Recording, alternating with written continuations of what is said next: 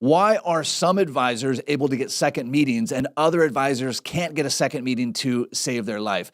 In today's episode, really excited to have Cam Miller here from Money Pickle, one of our strategic partners at the Perfect RA. And Cam and Money Pickle set advisors up with appointments with advisors, which is not just why we invited them here, but they see all of the data behind that. Cam and I were together last week in Arizona, and we were both like big time nerding out on what are the differences between the advisors who get second appointments and those that just fall flat. They get the like, I'll call you, don't call me. So Cam, welcome to the show. Glad to have you here. Yeah, thank you for having me. It's a pleasure, and it was a pleasure speaking to you in Arizona as well. I'm really looking forward to diving in on the back end data of the success advisors have on Money Pickle and the differences between those that don't. Awesome. Awesome. Well, Cam, let's jump into right into some data and some background, which is, so you're not an advisor yourself. So people listening might be like, well, Jarvis, why do you have a guy who's not an advisor on here? But the company that you work with or your partner in Money Pickle sets advisors up with appointments, and you're working with like Yes. 150 something advisors. So you guys are seeing hundreds of appointments and you're watching super closely which ones convert into clients and which ones don't, because the advisors that are able to convert into clients are going to start booking more with you, and the ones that don't are going to not. So you have this massive incentive and a crazy amount of data. So I'm really excited to jump into that. So give us a little color on that as we jump in. Yeah, absolutely. So the advisors that stick around and are happiest, swiping their credit card to be a part of Money Pickle, those advisors across the board are super friendly, super likable, individual, like the kind of guy that you'd invite over for dinner after meeting him at your son's baseball game. Those are the advisors that have a lot of success in comparison to those that take the, right on the nose approach, very, very forward and salesy. Mm. So we have an advisor.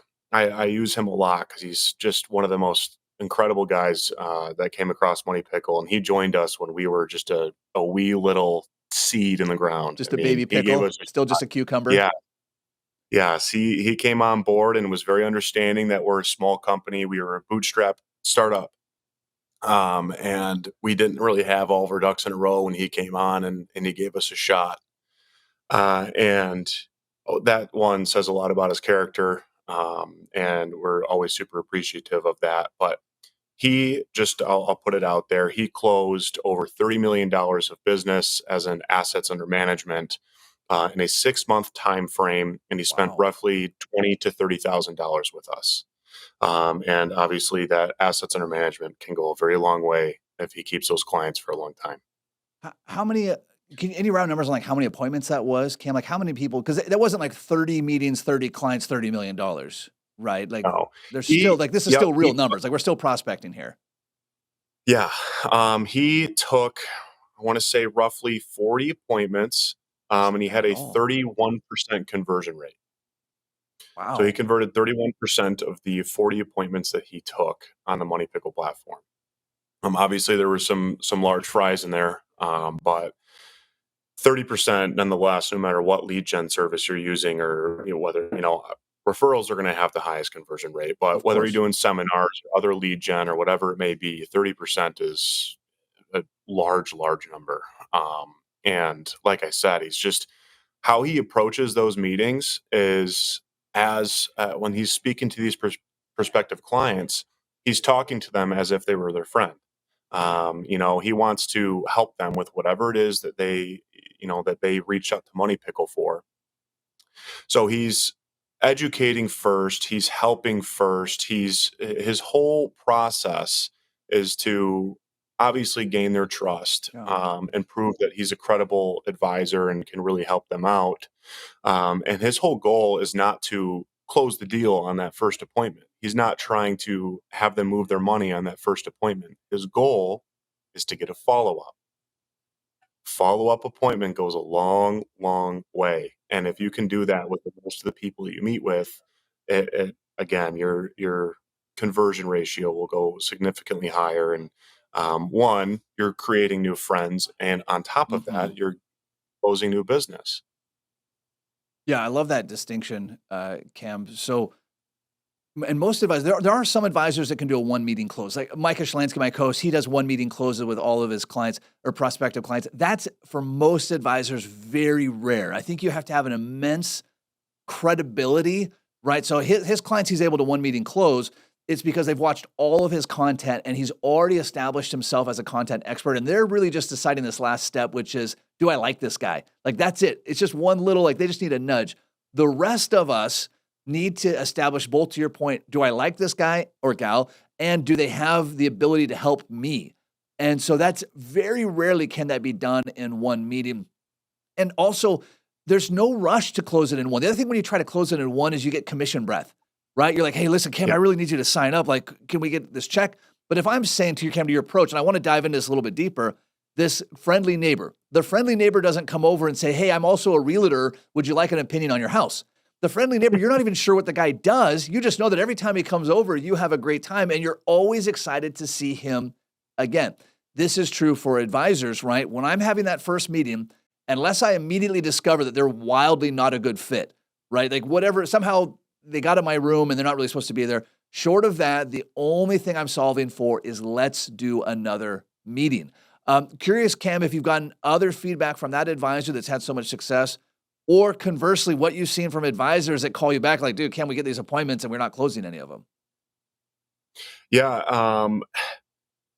With the advisors that struggle on our platform, some advisors, they don't really prevail in the one-on-one virtual meetings. It's, they do better maybe in person, whether it's a referral or a family friend, or the seminar-based marketing, where you're speaking to a bunch of people at once. But the advisors that come on our platform and they think that they're going to knock it out of the park, oh my Lord, one-on-one meetings are my bread and butter. Then they get on the meetings and then they'll take 3 appointments and then they'll reach out to us frustrated saying, oh, I can't get a follow-up. Oh, I can't close any business. What is Money Pickle doing to help me? And our response to that is, what were you saying on the appointment? Yeah. How did you approach these appointments?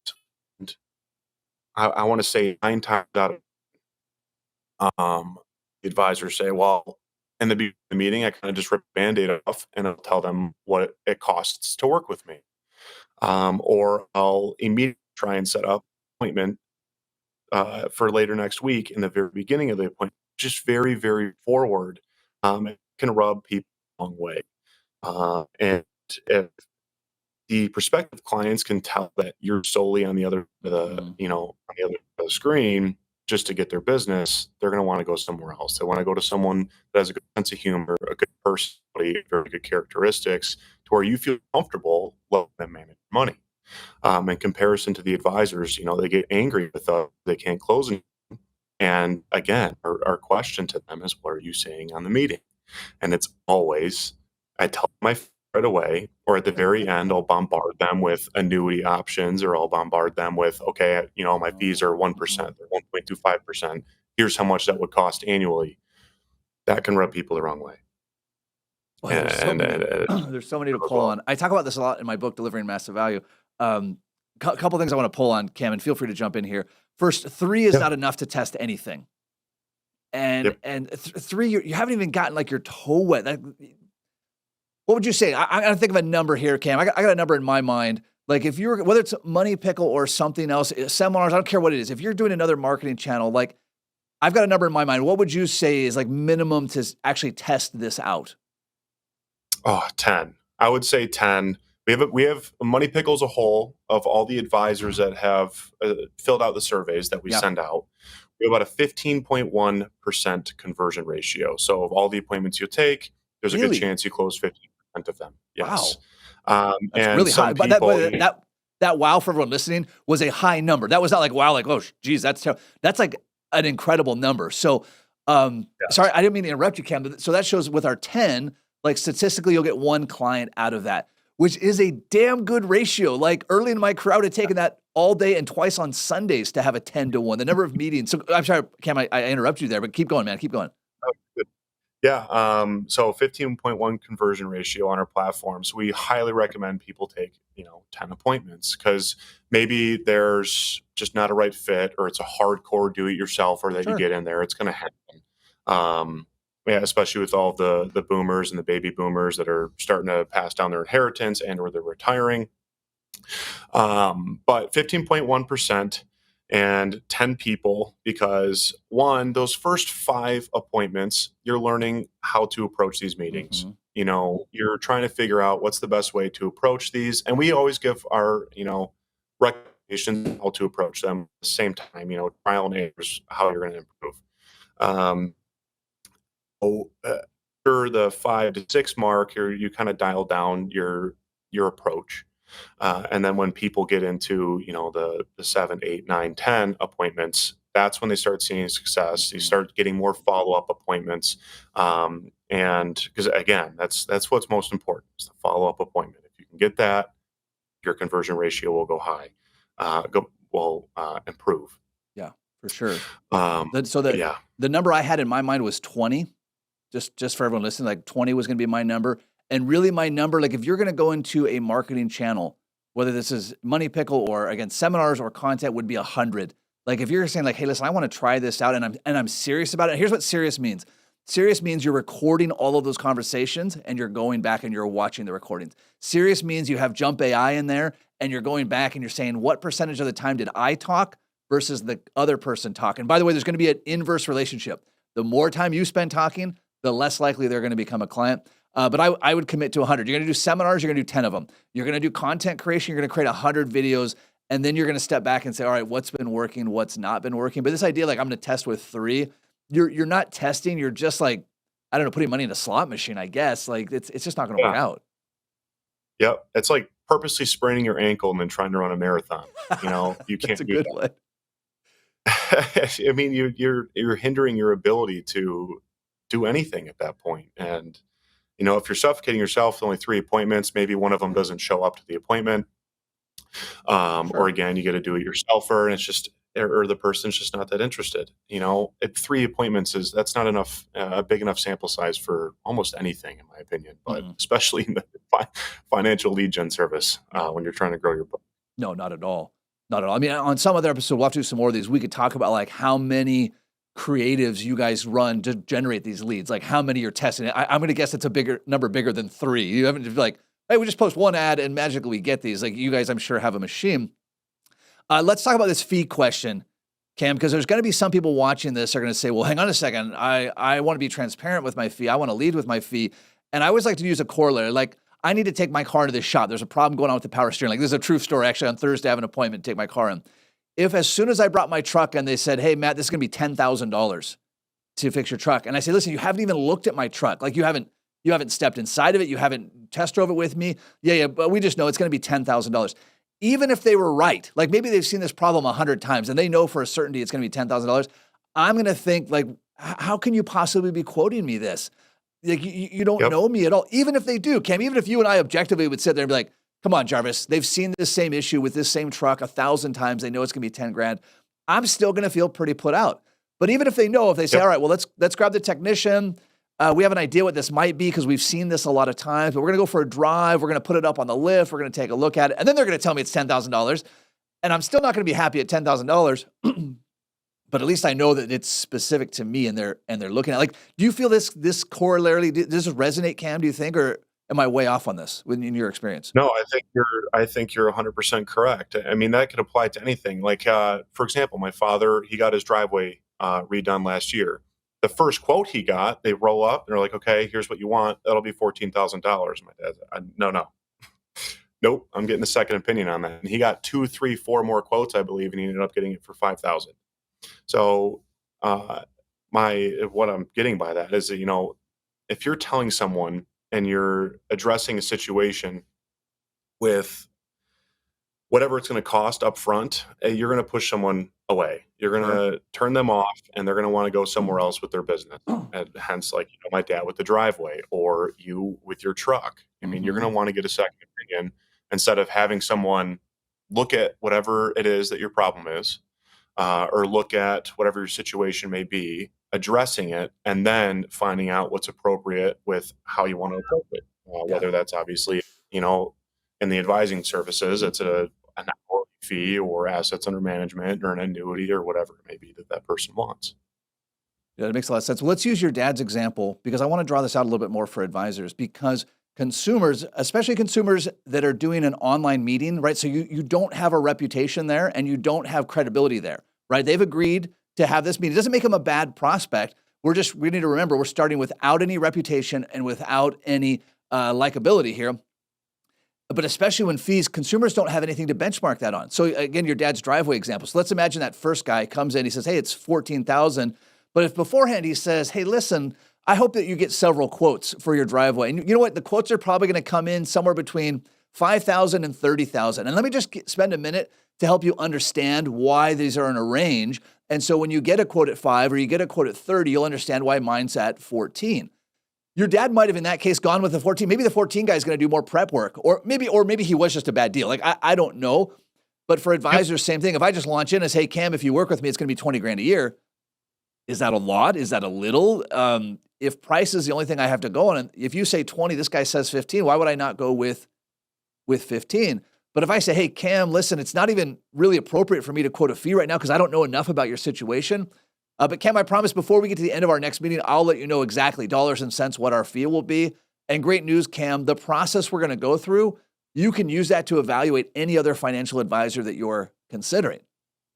Well, shoot, now this is a win. Now I'm desperate for that second meeting because no one else, like if I go back to the truck dealership example, when I went and bought my truck, GMC Denali 3500, for those of you that are curious, the dealership did not say, hey, Jarvis, we appreciate you coming down to the GMC dealership. We want to walk you through a process to see if a GMC is a better fit for you than a Ford or a Toyota or whatever else. They didn't say that. What did they say? You've got to buy this truck today at this price or you'll never get another truck again. So to give them this experience of, we have this process of success. It involves however many meetings, not just this one. Here's the process. Here's how you're going to decide. Here's when we're going to ask for the check. We're going to take the pressure out of the room. Like these things seem like nothing. Like to the amateur, it seems like, oh, I'm taking the same steps. But I guess in a way, it's like baking. Like if I throw in all the ingredients at the same time and mix it, it's not going to work the same as if I know the order to do it in. Okay, I'm curious other things that stand out for you because you've seen a lot of these meetings. Yes. I'm going to kind of dive into one that most advisors find very off-putting, and that is the do-it-yourselfer. Very, very common question we get is, is it a bunch of do-it-yourselfers scheduling an appointment to just get the second set of eyes in their situation? Yes, there are people that do that, and there's really no way of going about that. No matter how we market, no matter where we put our messaging, it doesn't matter. Now, depending on how you approach those situations, kind of like that advisor that did really, really well and closed over $30 million of business, well, guess what? Most of those people were do-it-yourselfers.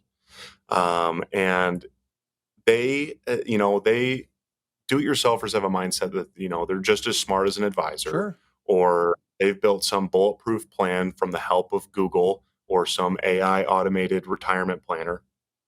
But if you can approach a meeting, like I said, in a way to where you can really, really express your knowledge and your expertise within the financial industry and map out what things they could do, not necessarily things that they could do with the advisor, but things that they can do to make their plan better by poking holes in it, showing them where there's leaks, and really emphasizing why this plan may not work, whether it's your now, soon, later bucket, or you're trying to set money aside for education for your kids or even your grandkids, inheritance, all of those things. If you can poke holes in those ideas that they have or that plan that they made in their basement, that is where they can, sit back and be like, oh, you know what? Maybe I shouldn't go this alone. Maybe I shouldn't just rely on this, third-party retirement plan I made. Maybe this advisor is onto something, and I should definitely take what he's saying into consideration and even potentially work with him. That is, the advisors that have a lot of success on Money Pickle, they are not scared of the do-it-yourselfers. They look at that one as a challenge because it's obviously, in my opinion, as playing baseball in a competitive nature, closing the harder clients, I find would be more rewarding. And, with that, when you really, really impress someone like a do-it-yourselfer that has maybe $3.5 million in their nest egg, if you can impress them, most of the time, if they have that kind of money, they're very knowledgeable, they're very smart, they're very hardworking.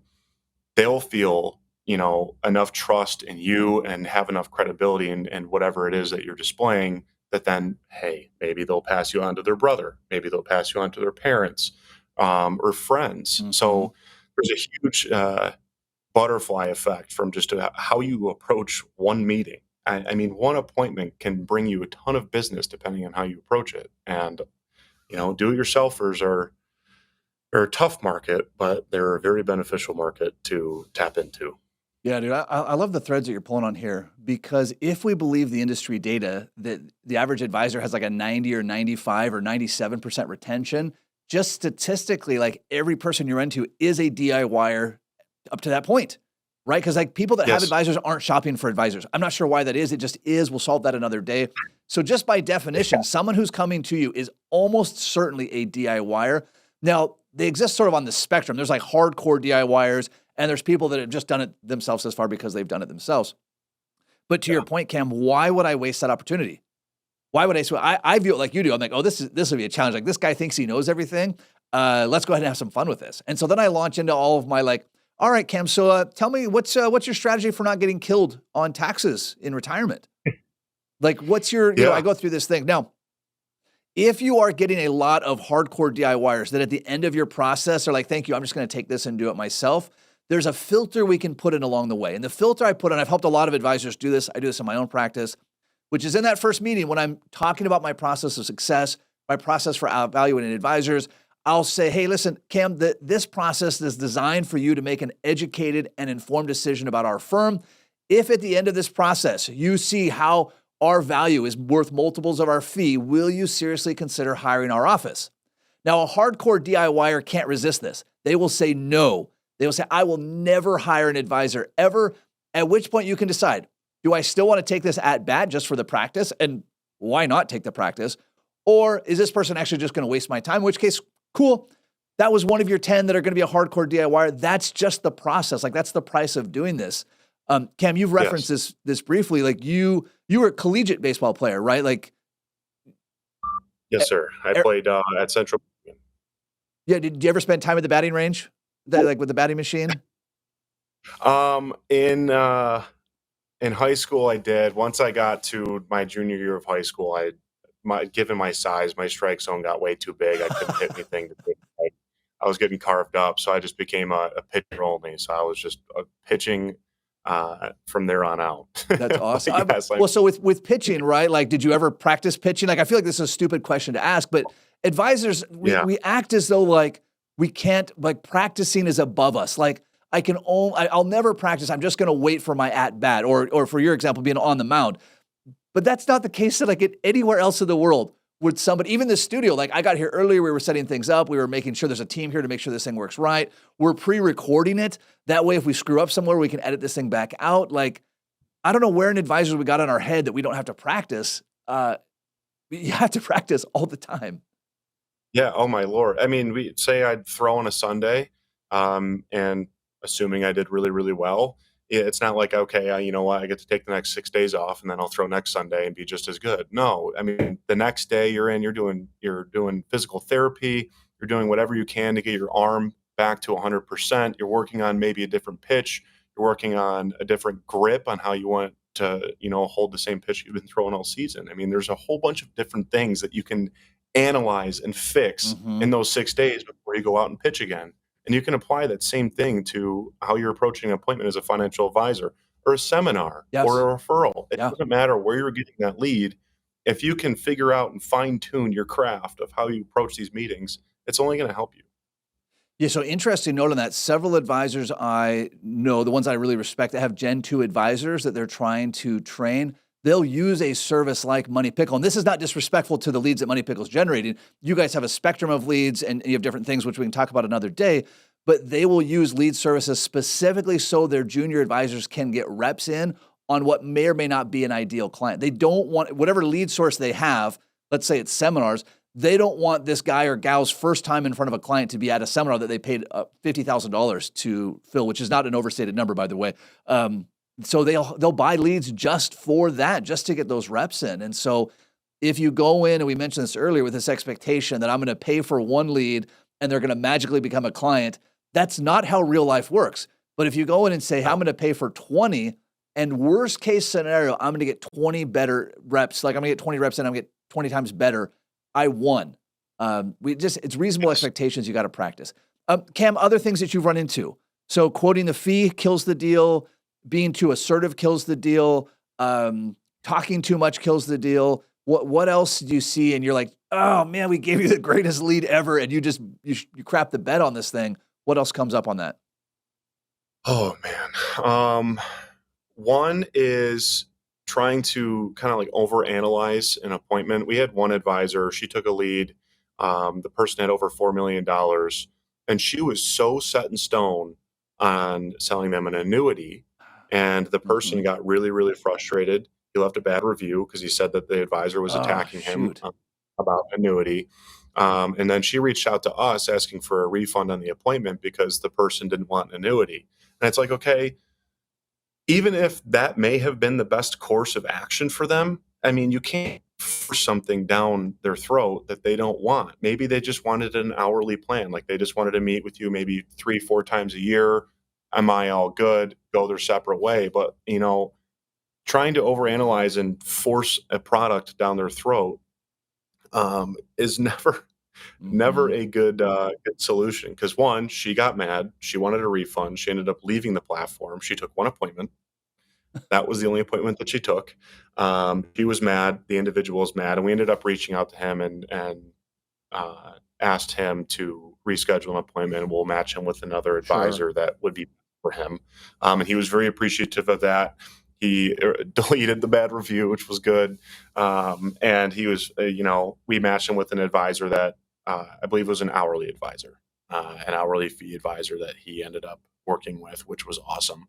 But like that advisor was so set in stone on selling him an annuity that one, it made him leave a bad review on Money Pickle, and two, he was apparently so upset that she ended up leaving the platform because her experience was bad because this prospective client didn't want what she was trying to sell. So I don't really know what that would be classified as, but I just wouldn't force anything down someone's throat if Yeah. it's not sitting well with them. Yeah, no, I think actually you just hit it right on the head. Like if I'm walking into a meeting and I've already predetermined the outcome of this meeting, it's probably not going to be good, right? If I go in with curiosity, right? And Cam, you and I came to this when we were prepping for this last week when we saw each other. We both said like, "All right, dude, like, what do you think will be most valuable?" Like, we both had curiosity for what the other person was bringing to the table, right? Same with that meeting. When I meet with a prospective client, regardless of the source, I go in with this insane amount of curiosity. What is this person trying to accomplish? Like, I also come in with a lot of empathy that this was a very scary thing for them to do. And you might say, well, wait a second. How is having an online meeting scary? Well, let me just tell you, like, we're all used to being hard sold and we're all afraid that we're going to get the hard sell, right? So they booked a meeting with a stranger to talk about their personal finances, which they've probably never talked to anyone ever about. They would be more comfortable talking to their doctor about the results of their colonoscopy. I mean, literally rather talk to their friends about their colonoscopy than about their personal finances. So I go in, I think this person has taken an incredible risk. Like they have bestowed an incredible honor upon me to let me see inside of their personal finances. And I owe them to bring as much value as I possibly can to the table, as much curiosity, as much space. I'm sorry, dude. We could go for hours. I've seen not long. We go for hours on this. It's like, just Yes. don't come in, don't cram things down people's throats. Like that's just not a good plan. Yeah, everything circles back to the one of the first things I was saying about that advisor. Just be their friend. Yeah. Seriously, just be their friend, or friendly neighborhood Spider-Man, if you will, in the advisor space. And show them that one, you're very knowledgeable, you're very professional, and that you're out for their best interest. Be a fiduciary. And Yeah. that can go very, very long way. I love it. I love it. And you could even use baseball or any sport is like I was pitching. Say something doesn't go your way on the mound. It's not like you can just walk off the mound and go out the next inning. You have to adapt. You have to figure out. You have to handle adversity and figure out how to approach this next batter. How do I get this guy out? How do I get them both out? Yeah. Um, Obviously, you're not trying to get out on a prospective client, but in terms of baseball, it's like how do you get out of the situation? How do you adapt, and how do you finish the inning on a Mhm. strong note? I love And that. things goes for an appointment. how do you finish this appointment on a strong note? How do you get the follow-up? That's a good point, dude. That's another thing, and we'll have to wrap on this. Like, I want every meeting to end with the person. Like, my number one goal is them saying, "Wow, that was totally worth my time." And to your earlier example, Cam, then they're going to tell somebody else, even if this person is totally not a good fit, and even if I am going to call back to Money Pickle and be like, "Hey, listen, we need to check the screens. Like, I'm not sure how this person got through." Like, whatever the case is, I still want them to think, "Wow, I'm so glad I jumped on a call with Jarvis. It was the best thing I ever did." Dude, Cam, we're going to have to do more of these calls because I love the data that you have. How can people get a hold of you? How can they get a hold of Money Pickle if they're like, "Hey, listen, actually, I want more reps. And instead of waiting a year for reps to magically appear, I'm just going to pay for some. Like, I'm going to short, like, you're going to pay either way." By the way, for listeners, this is not a sales pitch for Money Pickle, but you're going to pay one way or another for meetings, right? You're either going to pay an out of pocket and someone else is going to do the legwork, or you're going to pay it in days, weeks, months, and years, figuring out how to get people to come and have meetings with you. One is not better than the other. They both cost. So I just want to keep that in mind. So Cam, how do people find out more about you? How do they reach out to you? Yeah. Simply put, just go to moneypickle.com/advisors. And we just have a bunch of information on there. We have our pricing, and it's pretty straightforward on what Money Pickle will do and how we can help you. Or if you just want to come directly to the source, just email me, cam@moneypickle.com, and I'd be happy to, jump on and either talk to you on the phone or give you a demo. I love it. Cam, thank you again for your time. For all of our advisors, be sure to check out my book, Delivering Massive Value. We talk a lot about that meeting process, which you can apply to Money Pickle or anywhere else that you're using. And until next time, happy planning.